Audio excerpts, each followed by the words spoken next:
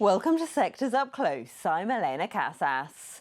Our focus today is on investing in the US housing market. And my guest is Satya Pradhuman, the CEO and Director of Research at Cirrus Research. For US home buyers, the situation has been fairly grim in the face of rising interest rates. The rate on a 30-year fixed-rate mortgage recently hit its highest since December of 2000, and as of last week is just under 7.3%. Not only has that deterred buyers from entering the market, it's also scared off homeowners on cheaper mortgages from selling, driving existing home sales to multi-month lows on scant inventories.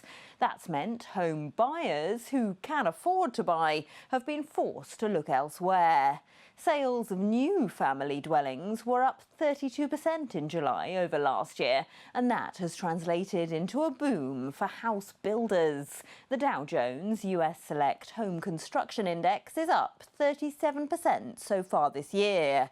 Even Warren Buffett's Berkshire Hathaway last month revealed it bought stakes in 3 home builders, D.R. Horton, Lennar and NVR. But is now really the time to be jumping into those stocks? Or are there other ways to profit from the US housing market, such as REITs? Let's ask Satya Pradhuman of Cirrus Research. Satya, hi. Thanks for joining us. House prices are clearly on the rise in the US, but does that make it now a good time to be piling into house builder stocks? Yeah, it's a great question.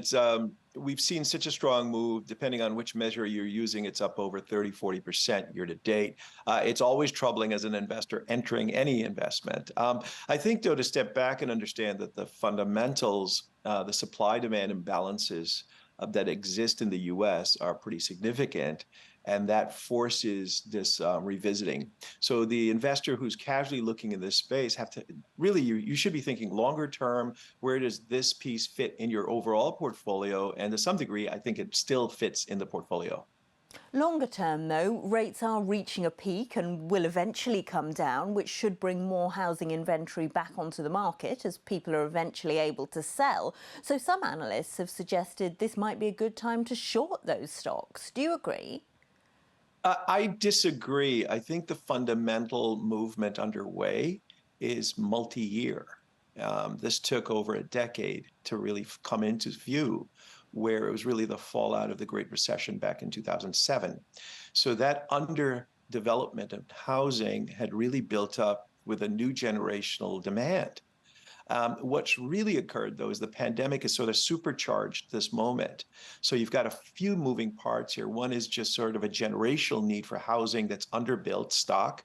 And part two is this idea that the technologies that allow work, hybrid, all of those things are up for debate. We don't know where it's going to land, but the net of it is that homes matter more. If we look at ways, Satya, to actually buy into this sector, at ETFs, for example, SPDR has a house building ETF, but there's a lot in there other than just house builders, also material suppliers, air conditioning providers, heating companies, and iShares has an ETF that focuses more on the big construction companies.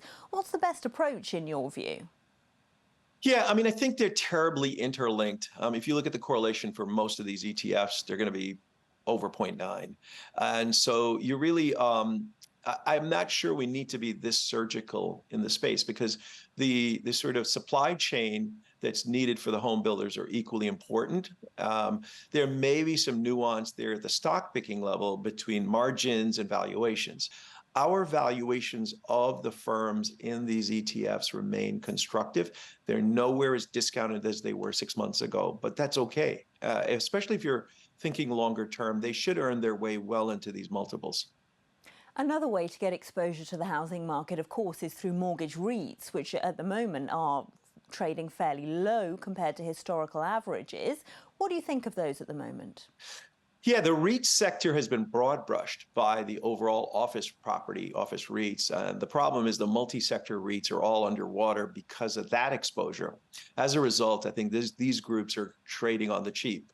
Yeah, I think it takes time for the capital markets to recognize that there's value there. One thing we like, if you look underneath the credit markets, what you'll find is that the home building high yield debt those spreads have narrowed in half in the last 6-12 months. So in other words, spreads blew out as the Fed began to tighten. We all assumed that's the end of the mortgage business.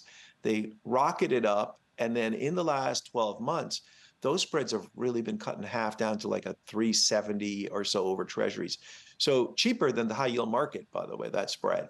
So what that's telling us is that the people closest to the lending of this business, they're all in. Satya Pradhuman, Director of Research at Cirrus Research, thanks so much for joining us. And that's your roundup of the US housing sector. I'm Elena Casas, and this is Reuters.